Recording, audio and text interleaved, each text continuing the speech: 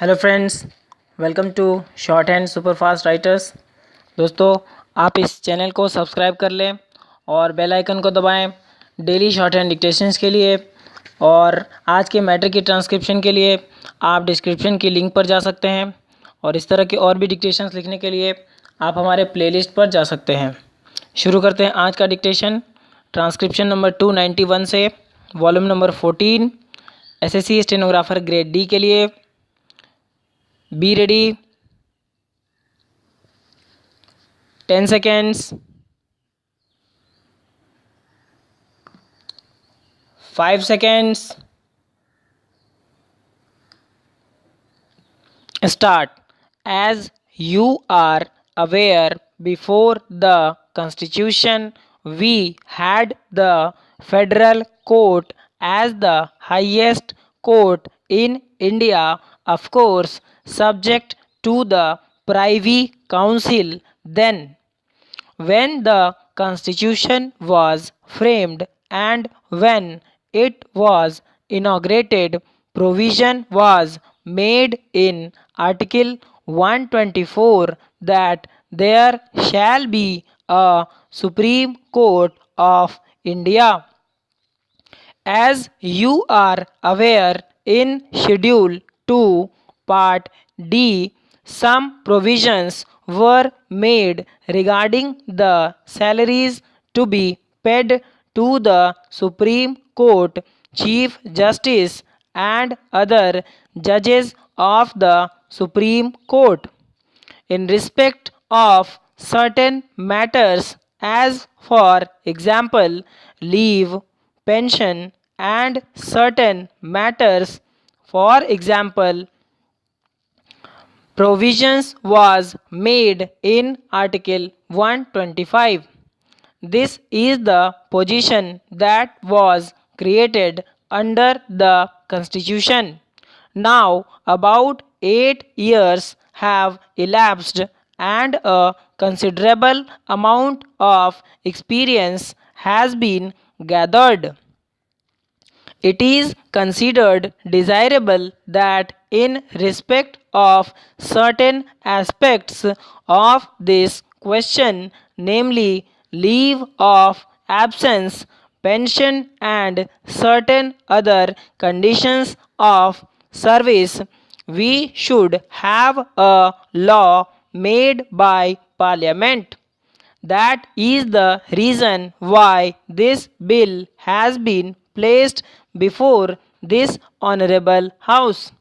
In respect of all these three subjects, I should briefly point out what the present position is under the Constitution and the new need that has arisen for making some changes in the schedule. It has been pointed out that leave can be granted to a judge of the Supreme Court on medical certificate for a maximum period of 6 months, and while he is on such leave, his pay or his allowances would be rupees 990 per mensem. Then he can also go on leave otherwise than on medical certificate. There also the total period was specified as 6 months, and he would be entitled to get the same leave allowance, namely rupees 990 per mensem.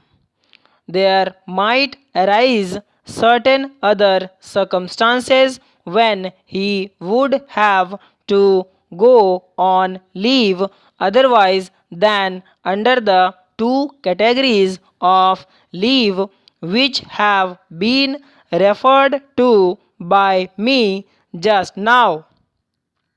Technically, it is called for the sake of convenience as extraordinary leave. In the case of extraordinary leave which a judge of the Supreme Court can take a condition has been laid down that the total amount of such leave shall not exceed 6 months. In this particular case, inasmuch as he is going on leave, he will not be entitled to any leave allowance at all. Here I may also refer to the fact that in respect of conditions of service of all the High Court judges, an act was passed by Parliament known as the High Court Judges Conditions of Service Act that was passed in 2004. Certain advantages or concessions were given to the High Court judges. That act is still in force. It has been very rightly readapted so far as the conditions consequent on the recent reorganization of states are concerned.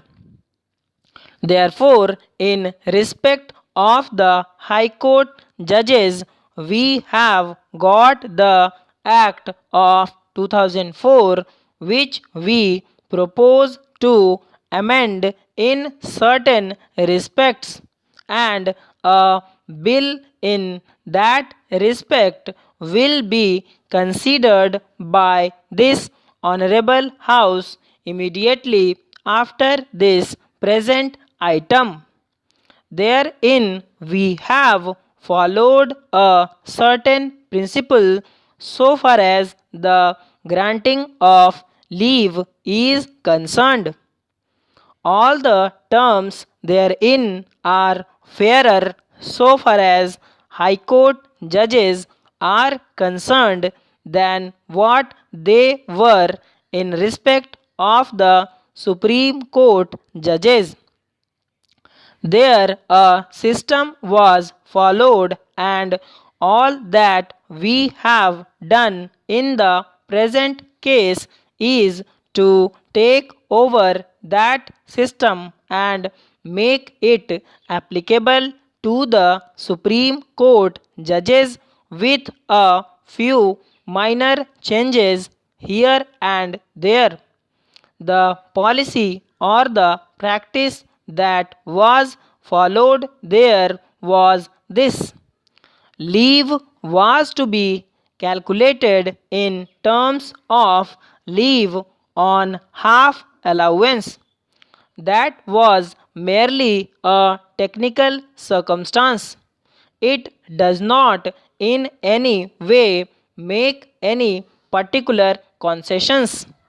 What was done was a leave account was maintained, and to the credit certain periods of leave were entered, and to the debit certain periods of leave which he took were also mentioned.